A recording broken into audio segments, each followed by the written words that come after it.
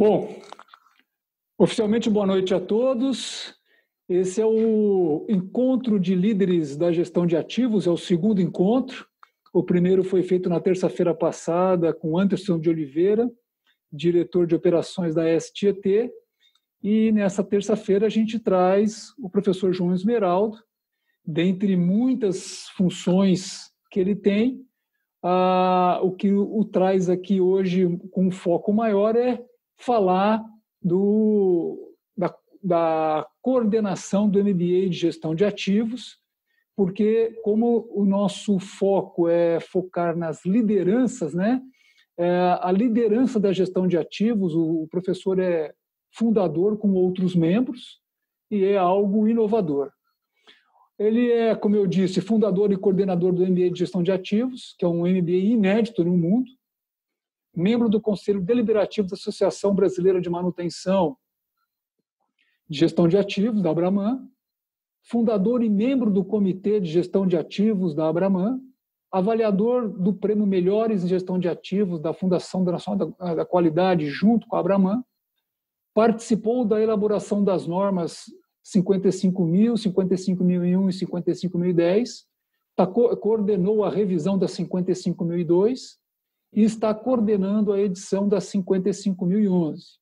Autor de livros, Gestão de Ativos, editora Quality Mark, Mantenimento centrado em negócio, também, treinou cerca de 10.000 pessoas em cursos de formação de supervisores, de operação e manutenção, pós-graduação, engenharia de manutenção, gestão de ativos, pós-graduação de logística e graduação em diversas áreas de conhecimento.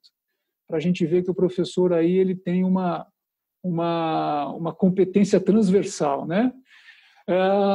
Como tem bastante gente nova, acho que nunca é demais falar que nós estamos no segundo ciclo de palestras. O primeiro ciclo de palestras ele foi feito com cultura e liderança para a gestão de ativos. Tivemos sete palestras que já estão gravadas no YouTube, Tico Monteiro Trilhando Sucesso, lá vocês vão ter as 7 palestras. A gente passou por todo o processo de implementação da gestão de ativos com foco em liderança e cultura. Então, tem lá um material bastante vasto e extenso para que vocês possam refletir em cima. Aqui é o canal. E também tem um canal um pouco mais técnico de gestão de ativos, que é o Asset Management System Excellence, AMS Excellence, que lá tem também diversos benchmarks. A gente fez uma reunião de benchmark na ES. Tem o Caio Rosman, enquanto ele era gerente da Votorantim, de um trabalho que foi feito lá de gestão da confiabilidade com gestão de ativos. Então, tem coisas interessantes ali dentro desse canal. E nesse evento, nós estamos com essas empresas. Tem mais empresas, que na última horário entraram mais empresas. Então, você tem empresas aí de diversos segmentos, o que é muito interessante, né? E aí a gente fez essa pergunta aqui, né? Qual das disciplinas abaixo você entende ser a maior carência da sua empresa em busca na gestão de ativos? E nós colocamos aqui as áreas de conhecimento de que trata as disciplinas do Global Forum, justamente para fazer a ponte com aquilo que o professor tem aí, né? Então, a gente está vendo aqui que gestão dos processos do ciclo de vida é de maior interesse aqui desse público, que entende ser a maior carência. Depois vem liderança, estrutura e competências e cultura da gestão de ativos. Depois, análise de riscos, tomada de decisão na gestão de ativos e informações dos ativos. No próximo encontro, teremos o Luiz Rangel, na próxima terça-feira, que está dando o prazer de estar participando dessa palestra. Hoje, ele é consultor sênior em confiabilidade e gestão de ativos, mas eu posso dizer para vocês que a Vale é uma das pioneiras do processo de gestão de ativos no Brasil e no mundo, e o grande responsável por conduzir todo esse processo é o Luiz Rangel, e ele vai falar com a gente na semana que vem. Muito bem, professor. Pode compartilhar aí o seu material e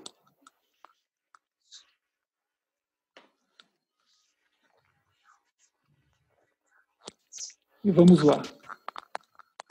Bom, nós vamos falar sobre as 39 áreas de conhecimento que suporta a introdução, a aplicação e melhoria de sistemas de gestão de ativos.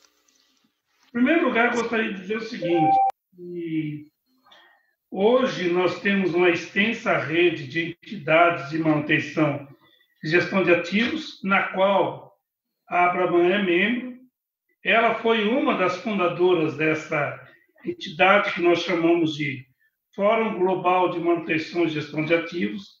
E vocês podem perceber que, basicamente, os principais continentes estão conosco desenvolvendo uma visão estratégica e suprindo as demandas e necessidades das entidades e todo mundo que atua na área de manutenção e gestão de ativos. O Global Forum, a função deles é disseminar, fortalecer e construir conhecimento para as empresas membros e para os sócios membros e, de uma maneira geral, para as unidades no mundo em que elas estão instaladas. Tá? Em 2011, ela criou um documento chamado Landscape, que a gente traduziu como cenário da gestão de ativos, em que ela coloca os fundamentos da gestão de ativos como um núcleo estruturante, aqui os fundamentos da gestão de ativos preconizados pela ISO 55000 e os outros documentos, desenhou, detalhou quais são as principais áreas de documentos das várias áreas de conhecimento que são aplicáveis à gestão de ativos, que a gente chama de 39 disciplinas, e o entorno, aqui no centro nós temos as teorias e práticas de gestão de ativos, e o entorno são todas as outras normas e todos os outros conhecimentos que são úteis para fortalecer e dar robustez à gestão de ativos. Quero chamar a atenção aqui, no regime de qualificações, nós temos como uma consolidação de teorias e práticas de certificações. Uma delas é a certificação CAMA, e normalmente a gente aplica, que é uma certificação de valor mundial, reconhecida mundialmente, e principalmente, no caso, o MBA de Gestão de Ativos, que é uma da temática que a gente vai tratar agora. O MBA de Gestão de Ativos, o embrião dele iniciou em 2013, tá? Quando a Abraman achou que deveria já impulsionar essa estratégia, foi criado um comitê de gestão de ativos, comandado pelo Allan Kardec, e aí nós temos duas distinções lá. O Lafraia exerce o papel dentro da Abraman, que é essa interconexão estratégica com as organizações membros, e o Allan Kardec é quem desenvolve as estratégias locais de gestão de ativos e coordena, junto comigo, o MBA de Gestão de Ativos. Tá? Nós desenvolvemos o MBA em 2013 com a participação de executivos, consultores, professores e outras instituições formadas por membros de empresa, representantes de empresas, que formulou quais seriam as disciplinas, o conteúdo das disciplinas, para suportar a estratégia de implementação da gestão de ativos, o que eu vou abordar agora. Tá? Bom, nós temos 6 áreas de conhecimento da gestão de ativos. A primeira área é a área de estratégia e planejamento, como vocês estão vendo aí, que ela é composta pela política de gestão de ativos, e a partir da política são definidos os objetivos do sistema de gestão de ativos e desenhadas estratégias que atendam a política, lembrando que essa política tem que estar alinhada com o planejamento estratégico da organização. Tem a disciplina, como a gente está falando de estratégia, e tem a disciplina de análise de demanda, a própria disciplina de planejamento estratégico e, como um produto do planejamento estratégico, planejamento de gestão de ativos propriamente dito, tá certo? E aí nós vamos para a área de tomada de decisão, sendo que a primeira decisão que impacta bastante é a questão de investimento de capital, né? Porque quando a empresa desenvolve suas estratégias, ela está baseada em cenários. E, em função dos cenários, a gente precisa mais ou menos capital. A tomada de decisão de manutenção e operação, a questão de como realizar o valor do ciclo de vida do ativo, estratégia de mobilização dos recursos, estratégia de interrupções e paralisações. Tudo isso eu vou explicar em blocos logo a seguir, tá? Bom, depois do ciclo de vida, como eu vi que é a maior demanda do público que está participando, nós temos a questão das normas técnicas e legislações legais, tá? Aquisição e criação de ativos, engenharia de sistema, gerência da configuração, fornecimento dos serviços de manutenção, engenharia de confiabilidade, operação de ativos, gestão de recursos, gestão de interrupções e paralisação, resposta a incidentes e falhas. Logo a seguir, eu vou estar dizendo como que cada bloco desse conhecimento auxilia e apoia a gestão da organização propriamente dita. Nós temos o bloco de informação de ativos, onde o ponto relevante é a estratégia de informação de ativos, vou explicar logo a seguir, as normas que regulam o sistema de informação de ativos, as diretrizes, o sistema propriamente dito, e o que fazer para gerenciar os dados e as informações que a organização precisa para operar e manter. Temos o bloco que é relevante também, que é a organização de pessoas, das quais a primeira elemento da cadeia é a cadeia de suprimentos, né? Ou seja, os fornecedores, as empresas e as competências externas que a empresa precisa para tocar os seus processos.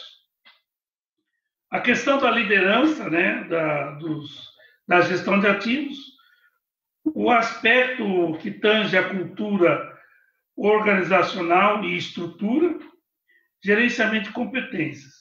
E, por último, a análise de risco, com as áreas de conhecimento de gestão e avaliação de risco, análise de resiliência e plano de contingência, desenvolvimento sustentável, gestão de mudanças, monitoramento da saúde e desempenho dos ativos, monitoramento do próprio sistema de gestão de ativos, análise da gestão e auditoria e segurança, valorização do custo ciclo de vida e engajamento das partes interessadas. Pois bem, são 39 áreas de conhecimento que foram estruturadas num MBA de gestão de ativos, cujo foco nosso, desde o início, é, ao mesmo tempo, proporcionar uma excelência operacional que contribua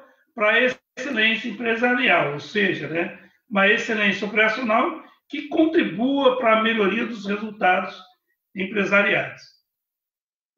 Como que nós estruturamos, né? Nós estruturamos em 36 disciplinas, sendo que o primeiro módulo é de planejamento estratégico, organizacional e planejamento estratégico de gestão de ativos, que compõem basicamente as mesmas áreas de conhecimento do bloco das 39 disciplinas.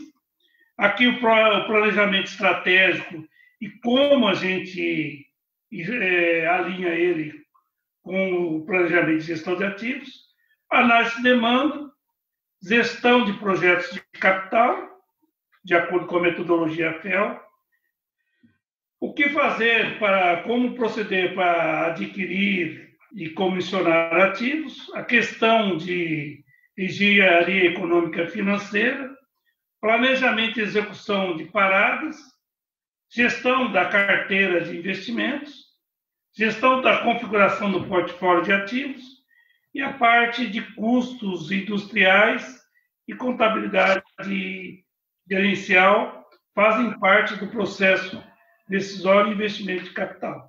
Ok? Então, esses 3 blocos aqui são blocos mais de caráter de tomada de decisão. Tá?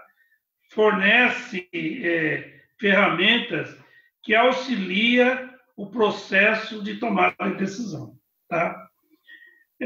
Um bloco que é imediatamente importante, que é o da gestão da confiabilidade dos ativos, né? Do ciclo de vida dos ativos, onde que a primeira ferramenta é a gestão da confiabilidade. Vou adiantar de antemão que eu sou um dos líderes e grandes defensores da engenharia de confiabilidade, né? Não vemos nenhuma maneira de gerir um sistema de gestão de ativos se não for apoiada pela engenharia de confiabilidade e também pela gestão do conhecimento, tá certo?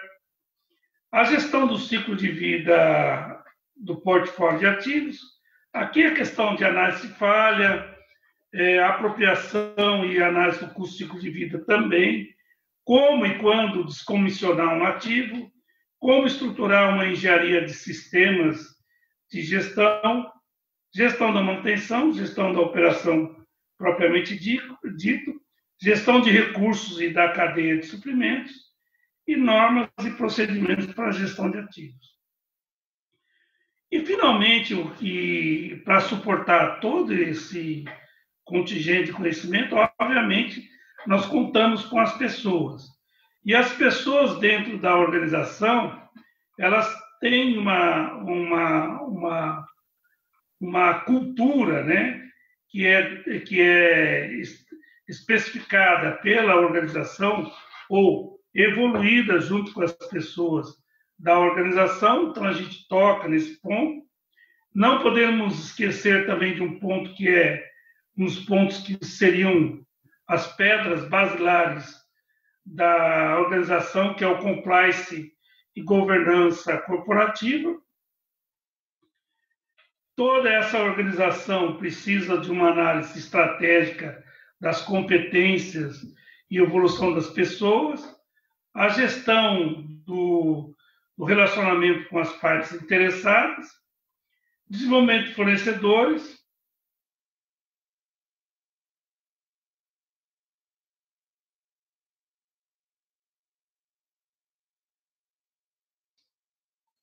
e, por último, né, a área de gerenciamento de risco propriamente dito, em função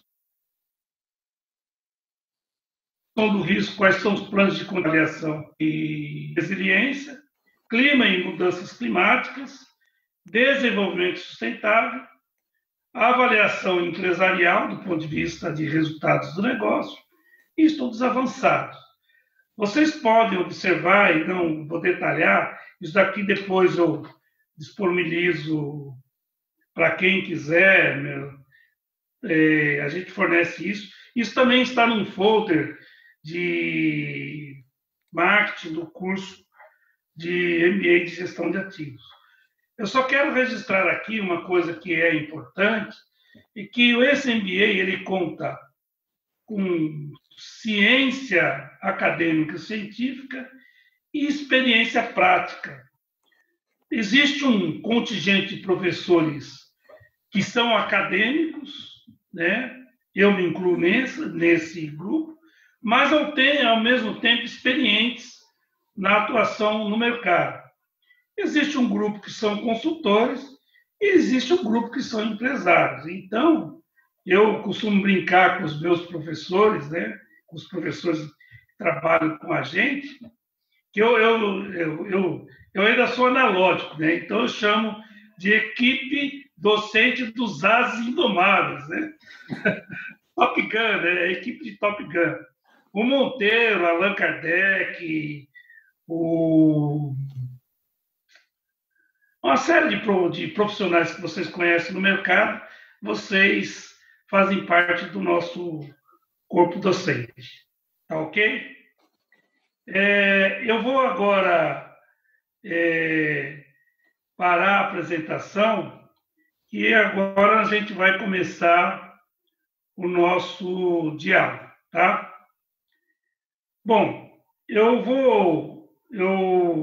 vou fazer uma exposição rápida do que é importante em cada bloco de disciplina, para a gente entender o quanto isso é importante para a organização e o quanto isso é importante para nós, que nos tornamos protagonistas e lideramos processos de implantação ou de avaliação de gestão de ativos.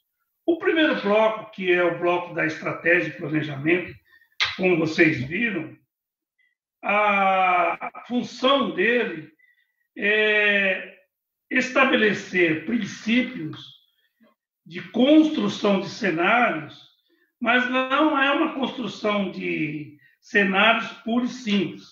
Ou seja, a função das disciplinas desse cenário é exatamente desse conjunto de conhecimento, é implementar um certo grau de previsibilidade nos cenários que foram projetados, certo?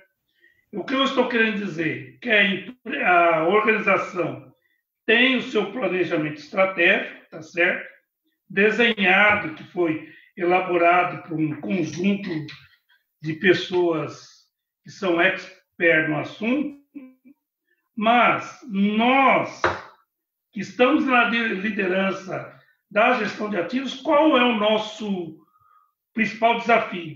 O primeiro é demonstrar para as partes interessadas que há uma segurança de execução, que o projeto, o planejamento estratégico e nosso planejamento estratégico de gestão de ativos, ele é execuível, tá certo?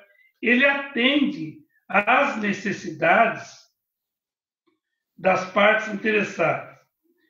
O que isso resulta? O que isso pode nos trazer? Tá certo?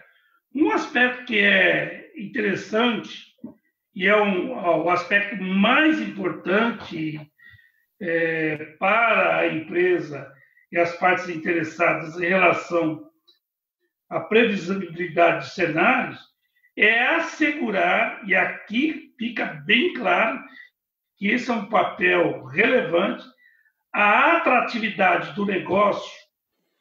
Eu só vou tornar o negócio altamente atrativo para as partes interessadas, e aí eu incluo fornecedores, os próprios funcionários, a sociedade, o governo e por aí afora, os órgãos reguladores, se a empresa conseguir provar que tá? Então é o seguinte, a função da estratégia e planejamento é conferir um grau de previsibilidade dos cenários no tempo, mas essa previsibilidade não é da bola de cristal, né?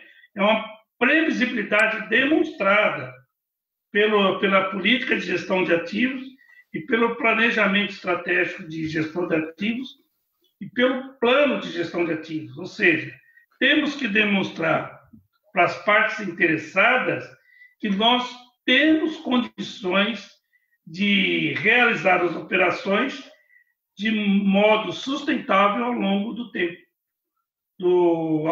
tempo, para os cenários que foram projetados pela alta cúpula da organização. Tá ok? Vamos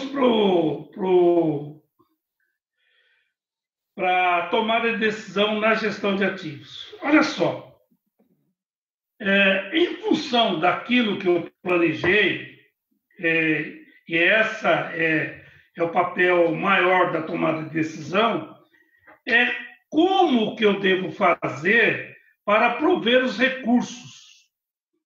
E quando nós estamos falando de organizações, nós estamos falando de recursos e capacidade instalada. E é utilizada na linguagem de sistemas de gestão como planejamento das necessidades de capacidade e de homens hora, que seria o CRP. E também o planejamento dos recursos necessários, de materiais e insumos, que é o chamado antigo, MRP1, MRP2 e por aí afora. Ou seja, a tomada de decisão é como eu vou fazer, o que eu devo fazer para assegurar a entrega dos recursos no momento exato para obter os resultados planejados estrategicamente pela organização, planejado estrategicamente pelo sistema de gestão de ativos e os planos de gestão de ativos, tá certo? E aí, uma das coisas, quando eu olho o cenário, é a questão da tomada de decisão de investimento de capital. Eu tenho capital para isso, tá certo? Beleza, eu tenho capital, mas eu tenho vários projetos. Eu preciso de um sistema, uma metodologia de priorização de investimento de capital. Mas como é que eu faço isso? Olha, eu não vejo outra maneira se eu não tiver uma modelagem da planta dos ativos críticos e algoritmos do custeio do ciclo de vida dos ativos. Tá certo? Eu preciso de ferramenta. Não dá para fazer isso na mão, tá certo? Por isso que dentro desse sistema de tomada de decisão está a questão da realização do valor do ciclo de vida. Ou seja, eu tenho que ter uma plataforma robusta para identificar o ciclo de vida, valorar esse ciclo de vida e verificar como eu priorizar os investimentos em conformidade com o estágio do ciclo de vida em que cada ativo está. Por sua vez, eu preciso de estratégias de mobilização dos recursos. Tem recursos internos e tem recursos externos que estão dentro da cadeia de suprimento. Tá certo? Obviamente, para eu operar e manter, a empresa, em muitos casos, ela precisa de tempos, de momentos de paralisação e interrupção das operações para ela fazer uma revisão geral dos seus processos e dos seus equipamentos. Tá certo? E isso são tomadas de decisão, se a gente for olhar, desdobradas do planejamento estratégico. São decisões táticas e operacionais. Ok? Então, esse segundo bloco aqui nos leva a desdobrar aquilo que está planejado no nível estratégico para um nível mais abaixo, que é o nível tático e operacional. ok? Bom, aí nós vamos para distribuição do ciclo de vida dos ativos, que é um grande bloco, tá certo? Eu falo de uma maneira objetiva, que é a questão de análise do ciclo de vida dos ativos, já há muitos anos, fui professor de engenharia, né, e ainda sou, mas eu sempre falo assim, gente, olha, os biólogos vão entender como um sacrilégio que eu estou falando agora, mas nós temos que enxergar uma planta, uma unidade operacional, como um ser vivo, que sente frio, sente calor, sofre com o tempo, que cresce e envelhece. Então, qual que é o papel da distribuição do ciclo de vida? Uma análise contínua da saúde dos ativos, né? Ou seja, das condições em que os ativos estão e o seu estado de funcionamento, para eu verificar se a capacidade instalada da planta tem ou não condições de atender os cenários projetados. Ok? Tá? Então, a primeira coisa é uma avaliação contínua da saúde e das capacidades instaladas na planta. Num segundo momento, a distribuição do ciclo de vida tem que nos dar condições de demonstrar para as partes interessadas, principalmente para o conselho de administração e os principais acionistas, que a planta é capaz de atender de modo sustentável os cenários projetados ao longo do tempo, tá certo? E quando a gente está falando um cenário de modo sustentável, é necessário, nesse bloco de conhecimento, estabelecer de maneira clara qual é o padrão de funcionamento da planta nos diferentes cenários, quais são as condições especificadas para operar de modo sustentável nos horizontes que foram escolhidos, nos horizontes de cenários escolhidos, de tempo escolhidos. Bom, a hora que eu olho as minhas capacidades, a hora que eu olho os horizontes, eu tenho que analisar se eu preciso renovar os ativos críticos, se eu preciso desmobilizar, ou seja, eu tenho que fazer uma análise de uma maneira bem concreta, do ponto de vista de engenharia e do ponto de vista econômico-financeiro, quais os ativos garantem o valor e quais que geram risco para a perda de valor. O objetivo de todo esse conjunto de conhecimentos, eu estou falando de maneira bem prática, né? Como um presidente, como um investidor, como um dono de um negócio, eu preciso saber se vale a pena continuar colocando dinheiro e aonde eu coloco dinheiro, tá certo? Essa é a função desse bloco de conhecimento, ok? Vamos para o próximo bloco, informação de ativos. E aqui, quando eu estive trabalhando com o Bonatti, que está aqui na nossa live de hoje, nós trabalhamos com a tradução da ISO 55010.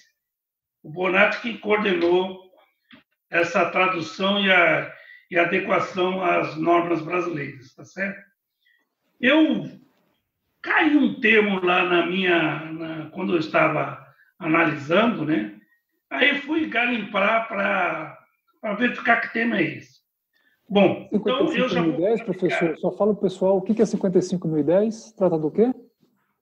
Tá bom. A 55.010 é uma norma que orienta como calcular o ciclo de vida das informações financeiras e não financeiras. Okay? Calculação É o que eu chamo de granularidade dos dados. Vocês vão falar, vão pensar assim, putz, grilo, que palavra é essa? Bom, então, quando a gente está falando de granularidade, eu vou falar de uma maneira clara. O grão, como se fosse um grão de arroz, é o menor nível de informação, tá certo? Aí, quando eu estou falando de sistema de informação, eu tenho que saber se eu quero informações muito detalhadas, aí eu falo de uma granularidade fina, ou informações grosseiras, aí eu falo de uma granularidade grossa. Bom, o que eu faço com a informação, né? Ou seja, eu preciso verificar quais são os atributos informacionais que garantem o valor para a tomada de decisões estratégicas, táticas e operacionais. Ok? Bom, como eu estou falando de gestão de ativos, a ferramenta que vai traduzir isso de uma maneira mais objetiva para que todos entendam é aquilo que a gente chama de taxonomia dos ativos. Eu preciso catalogar e classificar os meus ativos e, além disso, fazer uma hierarquização clara e completa das partes que compõem os ativos. Falando uma linguagem simples, eu preciso criar um dicionário dos ativos, tá certo? Que qualquer um consiga entender os ativos. Além disso, aí eu falo de uma maneira bem resumida, né? A informação dos ativos, ela tem que atender aquilo que da metodologia que a gente chama 5W e 2Hs, ou seja, os atributos relevantes dos ativos que são essenciais para a tomada de decisão. Tá claro? Penúltimo, né? Nós temos a questão da organização de pessoas. Eu vou falar de uma maneira bem resumida, porque a gente já avançou no tempo e eu quero ouvir vocês. Olha só, quando a gente fala de organização de pessoas, eu quero lembrar uma coisa que é muito simples, mas que passa despercebido, às vezes, nas altas cúpulas da organização. Quando nós falamos de mudança estratégica da organização, uma reestruturação organizacional, uma revolução organizacional da cultura organizacional, ou qualquer coisa do gênero, nós estamos falando de uma mudança, de uma evolução da organização. Nós não podemos esquecer que isso só vai ocorrer quando a estrutura também mudar. Mudanças estratégicas exigem mudanças de estruturas organizacionais. Eu vou mudar a hierarquia das organizações? Não necessariamente, mas muda o papel e responsabilidade das pessoas dentro da organização e, por consequência disso, vão contribuir para a evolução da cultura da organização. Esse é o papel maior do bloco de organização de pessoas. É promover um alinhamento da estrutura e da cultura organizacional com o processo de gestão de ativos. Essa é a minha mensagem, tá certo? Agora, o último bloco de análise e risco, falando de uma linguagem bastante resumida, porque os blocos que aqui estão são fáceis da gente entender. O bloco de análise e risco, ela tem como função principal, né, estabelecer um certo grau de previsibilidade do que vai acontecer nos cenários estratégicos que foram escolhidos. Esse é o primeiro ponto. Ou seja, Quando eu projeto o cenário, eu verifico quais são as incertezas. A partir dessas incertezas, eu verifico qual o risco do cenário não ocorrer e, para isso, eu tomo medidas para mitigar esses riscos.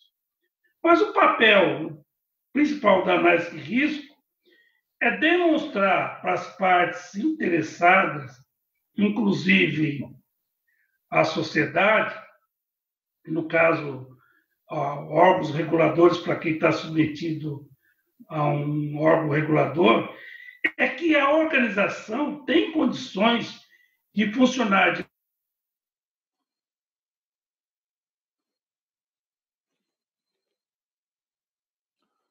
Parece que o professor... de maneira sustentável nos cenários que estão as expectativas e necessidades da parte interessada.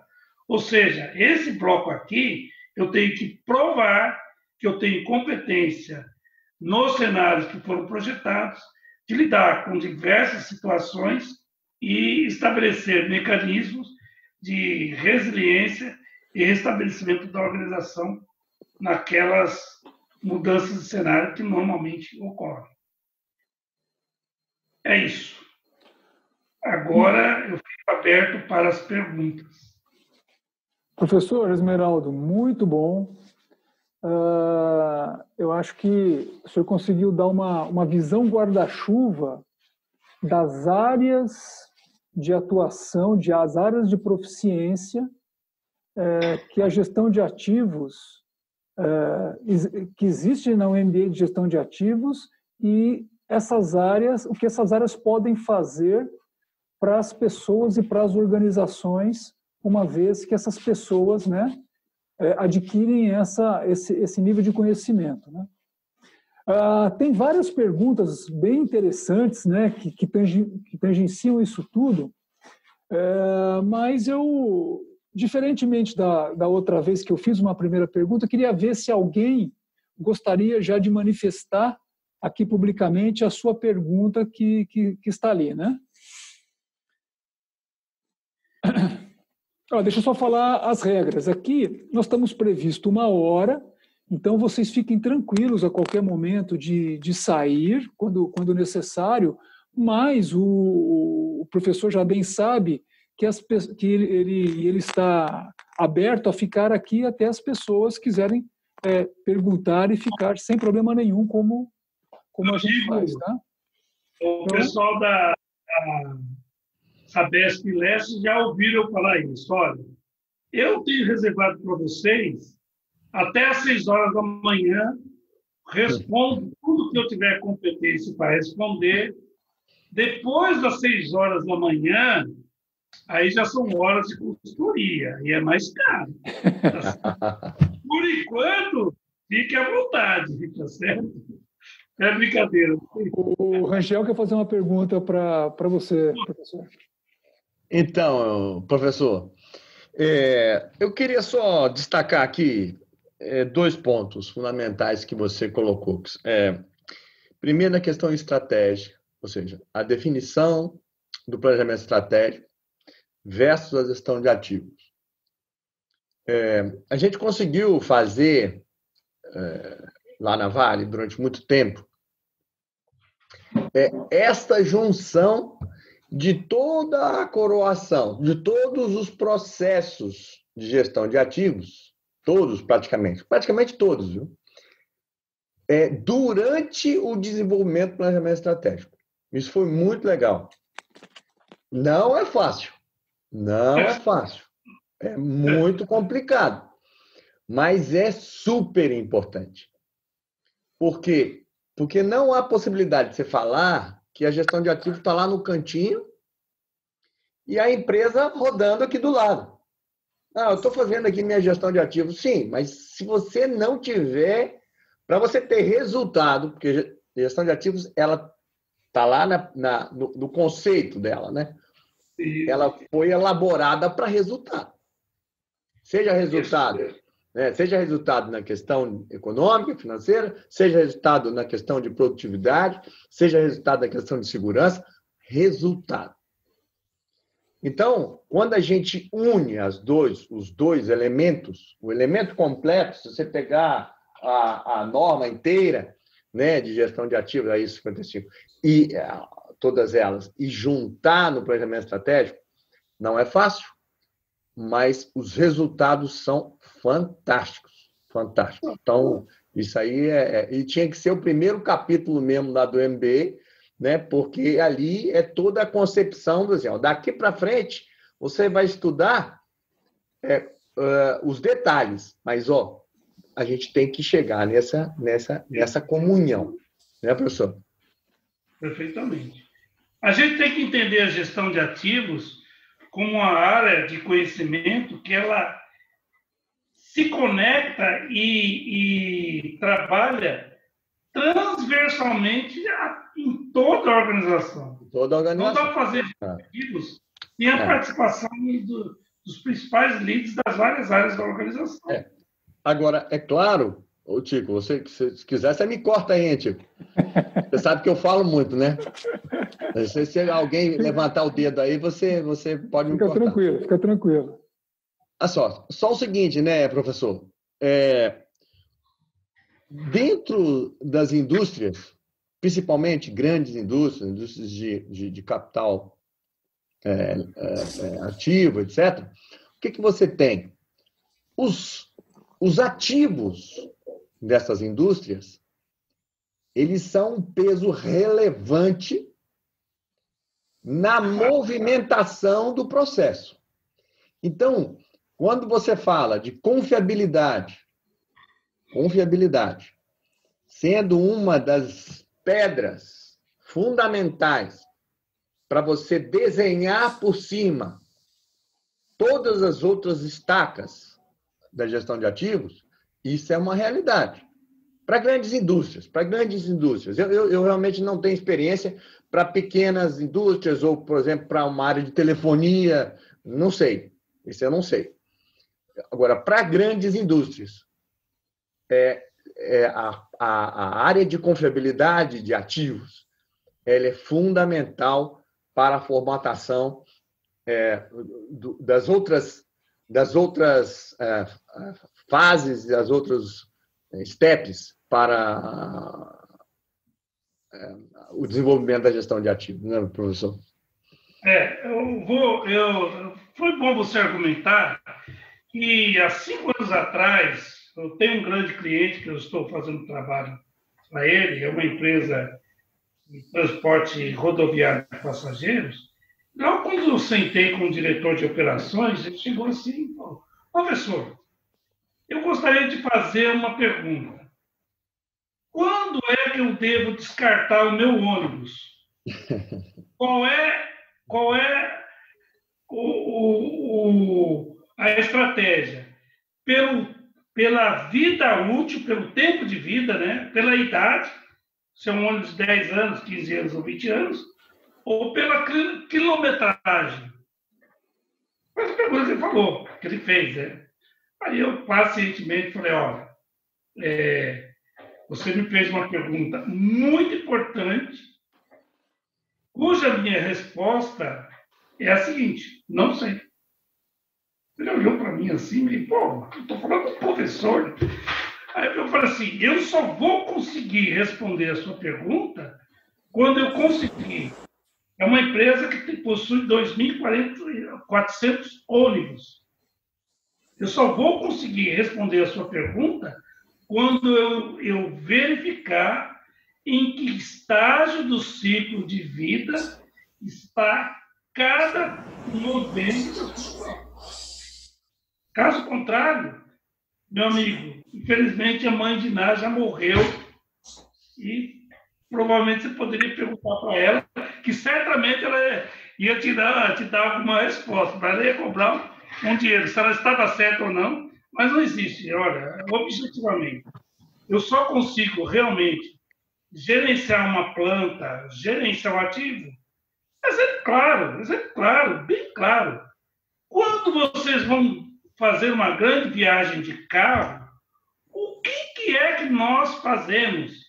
Levamos o nosso veículo num mecânico de confiança para ele verificar a saúde do veículo para aquele trajeto que eu vou fazer. Se a gente faz isso no nosso ativo principal, que é o veículo, por que é que nós não fazemos com os ativos da nossa organização que custam bilhões de dólares? Tá certo? É, isso mesmo.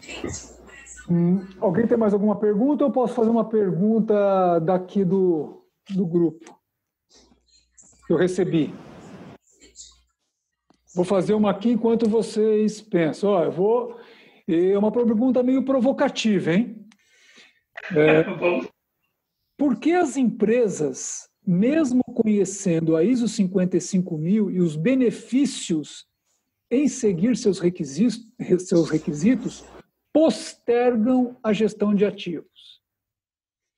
A gente sabe muito bem que isso é um fato para várias empresas, né? Será, ainda continua a pergunta, professor, essa pessoa faz uma indagação. Será que a gestão de ativos no Brasil, por ter o seu título associado à manutenção, não dificulta a assimilação de sua importância e relevância nas organizações? Ótima pergunta. Agora eu quero ver. Tem mais ainda? Não, quero ver agora a resposta. Mas eu vou responder de uma maneira... Eu recentemente fiz uma análise das empresas certificadas no mundo. É uma análise recente, tá? Eu estou falando isso, é análise de 8 dias atrás. E eu verifiquei que 50% das empresas certificadas no mundo são empresas da área, em torno de 26% da área de saneamento, em torno de 24% da área de eletricidade. Tá certo? Agora, por que eles fizeram isso? Uma razão muito simples. Estão sob regime de concessão, o lucro é atribuído de como e quanto você cuida das instalações e é um preço ditado pelo mercado. Olha, como eu ganho dinheiro com a minha instalação? Eu só vou ganhar dinheiro se eu tiver segurança que eu tenha uma operação, uma manutenção que possui um sistema, e aqui é a característica principal do sistema de gestão de ativos, que ela mantém um equilíbrio entre custo, risco e desempenho, tridimensional, né? Tridimensional. Mas tem um outro vetor, que é o vetor das oportunidades, que corta os 3 quadrantes, tá certo? Quando você enxerga como você trabalha com esses 4 vetores, aí você verifica que é possível agregar valor. Agora, de fato, há uma visão errada de que gestão de ativos é manutenção. Vou dizer no Brasil. Porque essa visão chega na mente dos empresários e no mapa mental de muitos gestores e muitos gerentes, porque grande parte dos protagonistas que implementaram o sistema de gestão de ativos de sucesso eram oriundos da área de manutenção e viram o valor que aquilo poderia trazer para o processo de manutenção e, por consequência, para a operação e as demais áreas da organização. E aí eu vou dizer... Quem fez a pergunta, Monteiro? Só para ter uma ideia. Quem fez? Só deixar. A única coisa que eu tenho que fazer pessoalmente aqui é porque provavelmente ela não quer que a gente fale o nome aqui. Eu só queria entender qual é a empresa. Mas olha só. Essa visão não existe mais. Acabou. Nós evoluímos e de uma maneira meteórica. A prova disso são vocês que estão aqui. Entendeu? Vocês são os líderes Eu acho que o nosso legado, né? Viu? Acabei de ver o Allan Kardec. O nosso legado, que começou lá em 2010, 2011, nós podemos dizer que ele está consolidado. Porque senão não estaríamos conversando com pessoas que têm aí uma força de liderança impactante como vocês que estão participando agora. Eu quero complementar rapidamente, até porque eu vou fazer uma outra pergunta provocativa emendado nessa aqui. Chico, depois eu quero também... fazer uma complementação, tá? Ah, tá bom, o senhor foi chamado, então, por favor, pode fazer, depois eu complemento. Olha, eu não sei quem fez a colocação, mas é uma colocação sobre relação à dificuldade de algumas empresas comprarem essa ferramenta de gestão, porque, infelizmente, no início do processo de implementação da gestão de ativos no Brasil, o que eu observei? O que Abramão observou e eu também observei pessoalmente, né? Era que alguns consultores, essencialmente de manutenção, começaram a usar essa grife da gestão de ativos como se fosse um novo nome para a manutenção. Isso foi muito ruim no início, porque isso não é verdade. A manutenção é uma parte importante da gestão de ativos, mas não é um novo nome para a manutenção. Essa é uma questão. Outras duas questões fundamentais são o seguinte, é que depende fundamentalmente de lideranças. E é preciso desenvolver as lideranças do topo das organizações. E esse processo está sendo um pouco mais lento do que o desejável. Mas, na minha opinião, mudar... E a outra questão é a mudança de cultura. Normalmente, a cultura das organizações é muito reativa. E a gestão de ativos, ela exige, ela está no seu cerne, né? Que é uma mudança muito grande de sair de uma questão reativa para uma questão proativa. É buscar resultados através de um time e não através de um processo só. Porque um processo sozinho, por melhor que ele seja, sem uma visão da estratégia da organização, ele não vai conseguir atingir a excelência. Cada processo de per si precisa ter um gerenciamento muito bom, mas precisa estar ligado nas metas estratégicas, precisa formar um time.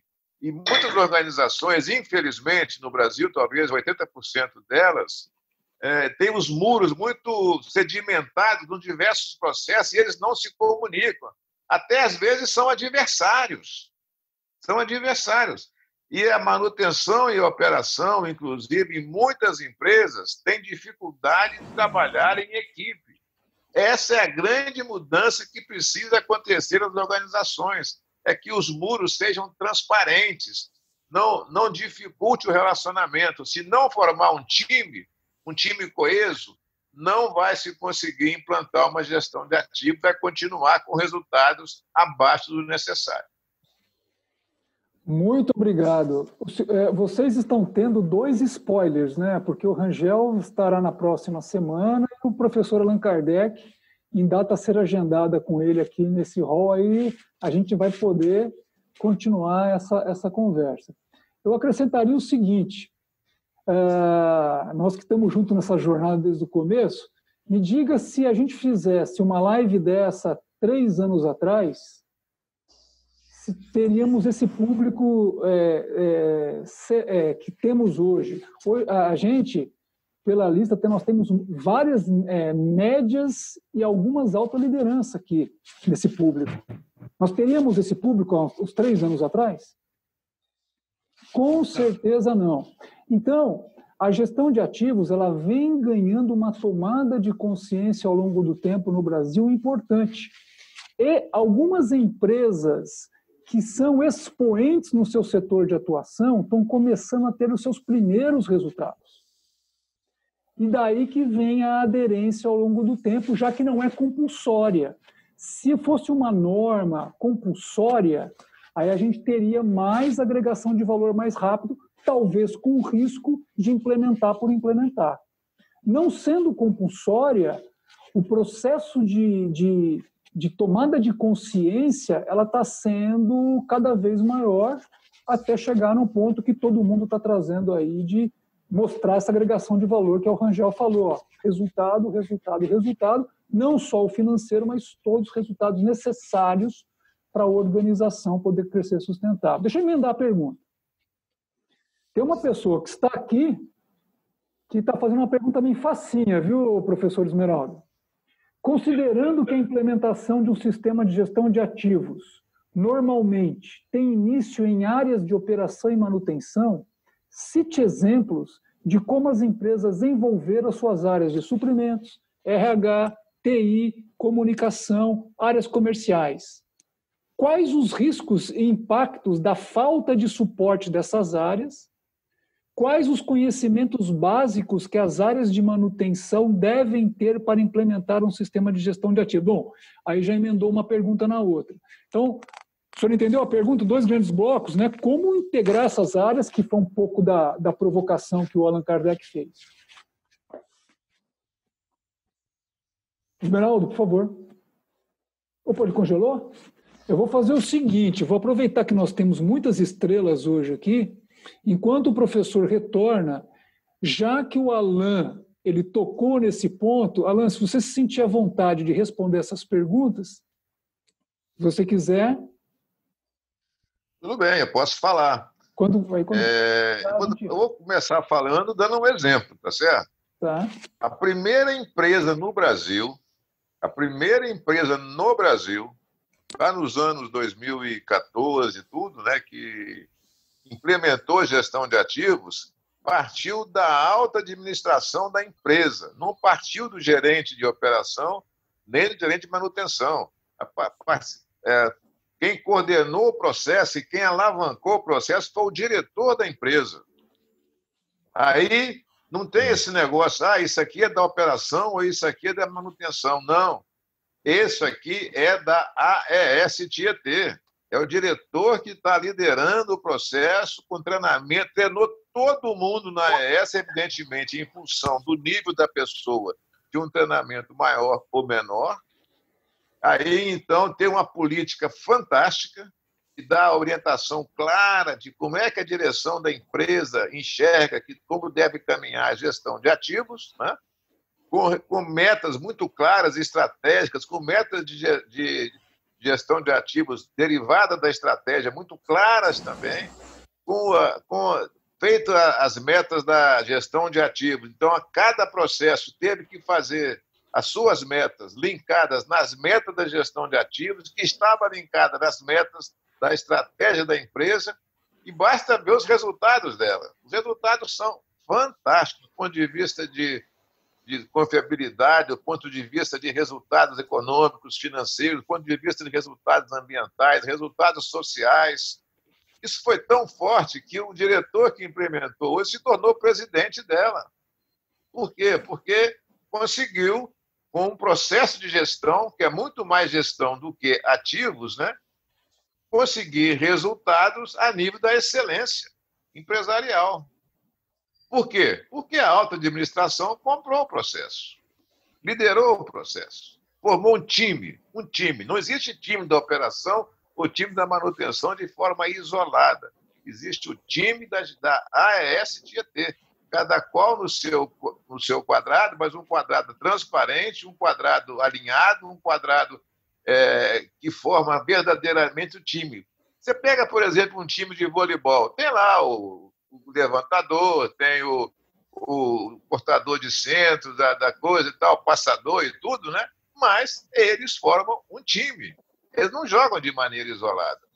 Resumidamente, para envolver todos os processos, é preciso que a alta direção esteja liderando o processo. E assim como um time, como ambos fazem parte da Abraman e ambos começaram como fundadores do MBA, está aqui o Allan Kardec substituindo essa queda do Esmeralda, né? E não foi combinado, isso aí é sincronicidade. Alguém quer fazer mais... e os riscos de não ter essas áreas integradas, dando suporte ao processo de gestão. Você quer falar do risco que pode acontecer num processo de implementação? Está perguntando para mim? Por favor.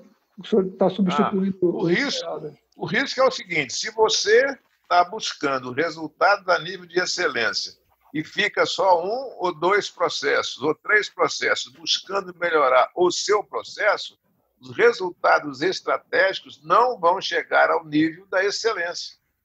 Não vão chegar, porque você não tem um time. Você imagina um time de voleibol que o levantador levanta mal. Vai perder o jogo, não tem jeito, né? Eu jogo voleibol, então eu falo muito do voleibol também. Certo. O risco é conseguir resultados abaixo do que se poderia conseguir com todo o time integrado. E quando eu falo resultado, eu falo de resultados financeiros, resultados ambientais, resultados sociais, resultados de segurança. Enfim, resultado é resultado. Interessa as partes interessadas, né? O risco é o seguinte, é ter resultados menores do que seria desejável com todo o time integrado. Eu estou com vontade de perguntar isso para o Rangel, mas eu não vou perguntar, porque como o Rangel passou por todo esse processo e teve algumas facilidades e muitas barreiras para conseguir fazer, ele vai contar isso semana que vem. Então vamos guardar, porque senão a gente antecipa essa live. O professor falou, nem todos estavam presentes semana passada, o diretor de operações atual da STET esteve aqui no ciclo na terça-feira passada e essa palestra está gravada lá no Tico Monteiro Treino de Sucesso para quem quiser, para corroborar com aquilo que o Allan Kardec falou. A Vale, ela é uma empresa que vem nesse trabalho da base para implementar todo o sistema de gestão, talvez com mais longevina que eu acho que eu conheço. Posso estar errando, mas que eu conheço. Dentro de uma estrutura gigantesca, você ter uma unidade que se destacou e teve muitos resultados. Então, o Rangel ele tem mais do que o processo para falar para a gente, a experiência de um líder que conduziu esse processo, que é o cerne que ele vai tratar na semana que vem. Eu queria só comentar uma coisa. Sabia? Pode comentar. Não, o importante que o Allan falou há muitos anos, e eu vou relembrar ele já. A questão da compra de qualquer implementação de processos dentro da indústria no Brasil, a gente ouve falar isso desde os primeiros congressos da Abraman. Né? Todo mundo, e o Allan foi um dos que eu assisti lá em 1900, antigamente, década de 80, falando exatamente, ele respondeu exatamente essa pergunta, exatamente com a mesma resposta. Ele pode não lembrar. Ou seja, se não tiver o apoio da alta direção, é difícil. É muito difícil. O processo de convencimento, e aí tem toda uma estratégia, que na próxima terça-feira eu vou falar, mas é importante que a gente tenha um caminho a seguir, né? Para que a gente possa... Aí eu estou falando mais para os outros que queiram, que às vezes ficam solitários, né? E infelizmente, Allan, nós da manutenção acabamos sendo um grande puxador desse processo, né? Se você olhar o projeto de qualidade, eu estava vendo aqui um livro antigo que eu tenho do Falcone, né, que foi um dos meus professores lá, quando eu trabalhei na CST ainda. Ele foi o professor, ele trouxe para a gente a questão da qualidade total. Esse processo também começou a ser mais firme pela manutenção do que pela operação. Lá atrás, lá na década de 80. Quer dizer, nós fomos os grandes puxadores do processo de qualidade, que deveria ser a operação. Concorda? Qualidade produto, nós estávamos falando. E nós fizemos qualidade de produto na época do que a gente entregava pela manutenção. Depois que a operação entrou, que aí entrou a questão das qualidades, das calibrações, dos produtos, etc, etc, etc. Mas isso não é fácil, não, realmente, Alan. E quem fez essa pergunta aí deve estar passando também por um processo que não é fácil. A outra preocupação que eu tenho, que eu gostaria de colocar aqui, que eu acho que é importante, e que foi falado de alguma forma, é que essa gestão de ativos ainda tem muita gente vendendo como gestão do ativo, né? Então, tem um monte de gente vendendo gestão de ativo por aí, mas está vendendo gestão que é uma forma melhorada da manutenção. É só uma outra forma de falar sobre manutenção, que é um erro muito grande, né? Mas tem um monte aí, né, que se apresentando e que a gente tem que ter muita atenção a isso, né? Senão a gente traz para essa ferramenta, para essa norma, essa nova forma de gestão, conceitos que são equivocados. Você tem uma experiência prática muito grande, porque você passou por vários momentos da gestão da Vale, passou por várias lideranças, você teve que convencer diversas vezes, você enfrentou diversas barreiras e soube como avançar, soube como recuar em momentos. Então, eu acho que você tem muito aprendizado para passar para a gente. Muito mais do que falar de um processo tradicional. Isso. Eu acho que é onde a gente precisa, no próximo encontro, explorar bastante essa sua, esse seu caminhar, né? Esse seu trilhar. É isso aí. Gente, eu estou em contato com o professor, realmente deve ter dado um lockdown ali, mas vamos aproveitar que nós estamos num ambiente aqui, vocês fiquem tranquilos também, nós estamos num ambiente aqui de pessoas com alta experiência, se vocês quiserem fazer alguma reflexão, Rangel, professor Alan, tem muitas pessoas, diversas empresas, tem aí o Edésio, que nos deu o prazer da Syngenta. A Syngenta é uma excelente empresa que está começando todo um processo, né? É parceiro da ES, viu, professor Allan Kardec? Nos trabalhos que vem sendo realizado. Nós temos aqui a Sabesp, as várias unidades, a Metropolitana Oeste, que está implementando um processo excelente. Aí, Rangel, a área do saneamento está chegando a bola da vez, né, por causa do marco legal. Então, aí tem muita gente interessada. E da Sabesp você tem diversas áreas aqui, você tem a parte financeira, a parte contábil, a parte operacional. Então, isso mostra que as pessoas estão antenadas naquilo que vocês estão falando aí.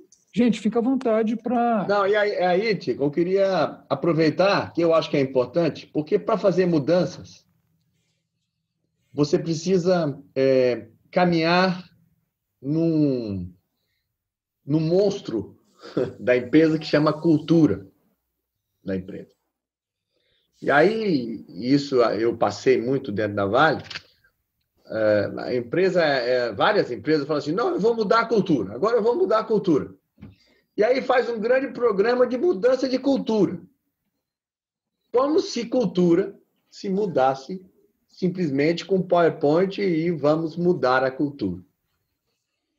Agora, uma coisa que eu vivi muito em duas empresas grandes, né? Uma que estava se formando na época, uma grande petroquímica formando na época, né?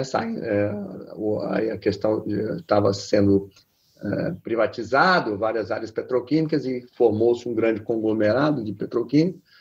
E aí tinham dentro várias culturinhas de várias empresas diferentes, onde a gente começou a formatar lá tipo um Toyota System, né? Para unir essas culturas todas. E na última empresa que eu tive. E uma coisa que eu vou falar também com mais detalhes na terça-feira que vem, é que a mudança de cultura, eu aprendi isso, né? A base de você conseguir uma mudança de cultura, e aí também eu coloco das outras empresas que eu já trabalhei prestando serviço, empresas americanas, empresas alemãs, é que o conceito básico para formatar uma cultura são processos bem elaborados e disciplina de cumprir os processos. Por isso que no Brasil é tão difícil formatar, mudar a cultura, porque nós não temos disciplina. A gente faz um monte de processo e a gente não cumpre. Eles botam lá na prateleira e eles nunca mais são lidos e nem cumpridos. Então, uma coisa que eu aprendi é processos têm que ser cumpridos e com disciplina. E aí, processo, disciplina, rigidez no controle, você muda a cultura. Porque dentro do processo, você coloca exatamente para onde você quer que caminhe a estrutura, o modo de pensar. E você acompanhou isso com a gente lá, né, Tipo? Sim. Acompanhou com a gente lá. Sim. Então, até passou por um modelo da oficina, né, que foi mais rápido, né? Mas também tivemos que fazer coisas mais duras, né, às vezes. Sim, sim. Mas é assim, né? Então, o professor ele falou sobre mudar cultura, né, e processos, e aí eu coloco que esse movimento de mudar cultura, e para implantação de gestão de ativos, não tem outro jeito, você vai ter que mudar a cultura. Né? Primeiro, para você fazer essas áreas todas falar entre eles. É super difícil. Né? Essas áreas se conversarem. Às vezes eles só conversam no planejamento estratégico, ou às vezes nunca nem são convidados para o planejamento estratégico. Né? Enquanto na última empresa que a gente trabalhou, a gente botou todas as áreas dentro do planejamento estratégico. Todas as áreas. RH, segurança, compras, suprimento, tudo. Tudo dentro do planejamento estratégico. Que é difícil, não é fácil, não. Né? Eles falam outras linguagens, né? E para poder tentar colocar todo mundo dentro de uma mesma linguagem. Rangel, já que você chegou nesse ponto... É que o professor não está aí, né? Não, já que você chegou nesse ponto, deixa eu aproveitar e fazer uma pergunta que apareceu aqui no chat que tem a ver com isso. Aí vocês vão emendando, tá?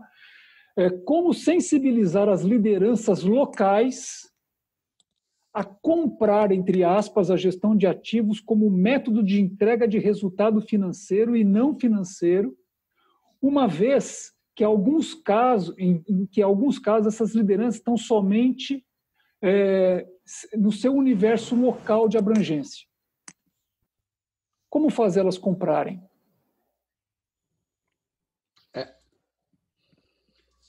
Allan Kardec vai falar. Eu posso falar alguma coisa também, mas deixa o professor Allan falar. Primeiro, antes de falar isso aí, eu vou só reforçar um ponto que o Rangel colocou aí, entre os vários que ele colocou, quando ele falou da gestão de ativos e gestão do ativo. Pode parecer uma diferença pequena, mas é uma diferença fundamental. A gestão do ativo é o que a manutenção, por exemplo, faz, é o que o suprimento faz, né? Sem estar linkado nas metas estratégicas.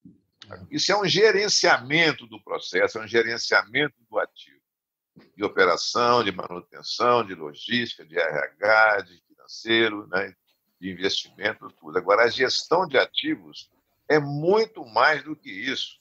É você buscar, realizar, fazer com que cada processo contribua para atingir as metas estratégicas que a organização estabeleceu. Não é fazer operação pela operação, manutenção pela manutenção, suprimento pelo suprimento. Quais são as metas estratégicas, tá certo? Agora, essa questão de como fazer a alta administração se sensibilizar é gozado, né? A Brahman tem feito um esforço muito grande para isso, promovendo workshops com grandes lideranças das empresas. Teve um workshop recente, um ano passado, lá em Minas Gerais, lá, com 2 anos atrás, com 50 gestores de alto nível das organizações. Porque é preciso que a pessoa entenda o seguinte: é uma ferramenta. Essa ferramenta é para quê? para aumentar os resultados da organização. Se ele comprar, se ele entender qual que é o objetivo, o que é a gestão de ativos e qual que é a finalidade dela, com certeza ele compra. Por quê? Porque ele também está atrás de melhorar os resultados. Por que, por exemplo, que a STET comprou? Por que vou dar alguns exemplos aqui para não ficar só só exemplos positivos, tá? Por que a Celor está comprando? Por que a Vale comprou em alguns ativos dela? Não em todos, né, Rangel? Em alguns ativos a Vale dá um foguete.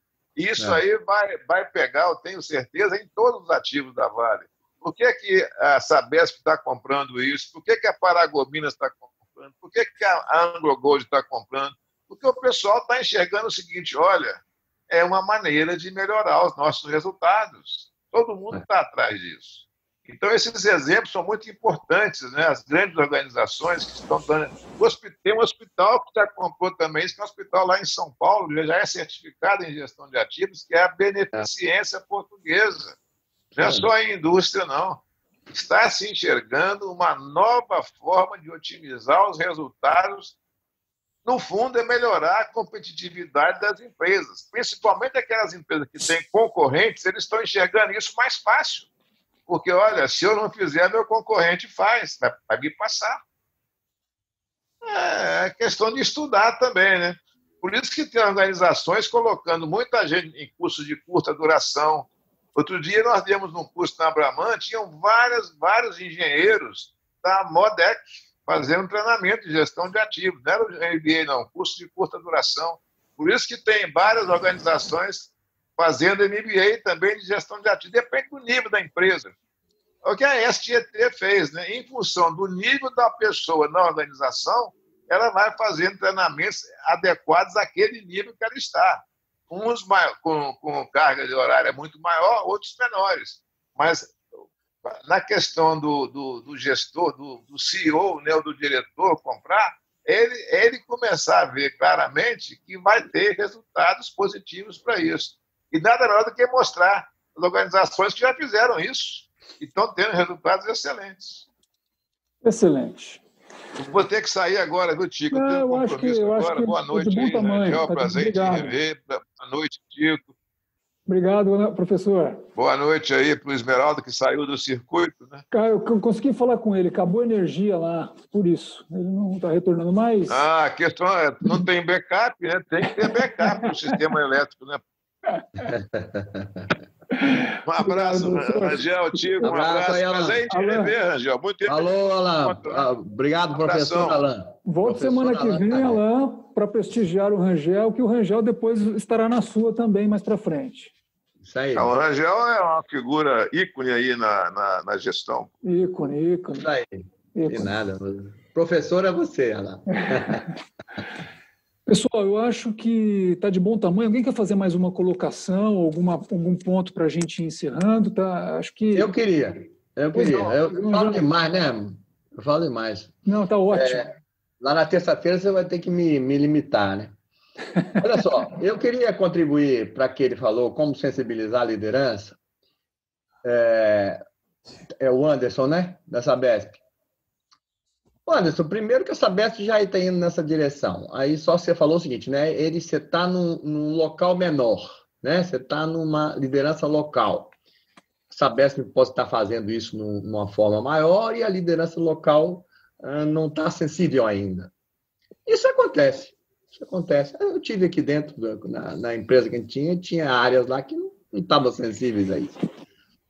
Olha só, a manutenção, ela é uma joia para isso. Porque ela pode te dar resultados rápidos, fantásticos, que você vai colocar no bolso desse seu líder. O resultado vai vir tão rápido que ele vai falar, opa, mas é por aqui? Vou falar isso semana que vem. Mas a manutenção, ela te dá essa possibilidade. Pode ter certeza disso. Gente, obrigado. Então, toda a área vai ter que vir também para cá. Não é só a engenharia, não. O pessoal do polo, o pessoal da área financeira também. É o que te espero, Rangel. Tá bom. Grande abraço a todos. Grande abraço a todos. Obrigado, Matheus. Obrigado, até mais.